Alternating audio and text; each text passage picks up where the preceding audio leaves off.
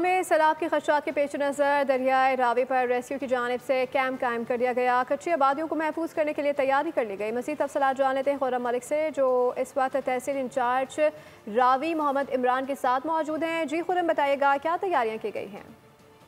जी बिल्कुल, पाकिस्तान में मानसून बारिशों के बाइस सैलाब का खदशा जो है वो जाहिर किया जा रहा था और लाहौर में तमाम तैयारियां जो हैं वो रेस्क्यू की जानिब से मुकम्मल कर ली गई हैं। इस वक्त इमरान साहब से जानते हैं जो तहसील को इंचार्ज हैं। जी, हमारे इस वक्त दरिया रावी पर जो है 2 रिलीफ कैंप यहाँ पर हमने बनाए हुए हैं।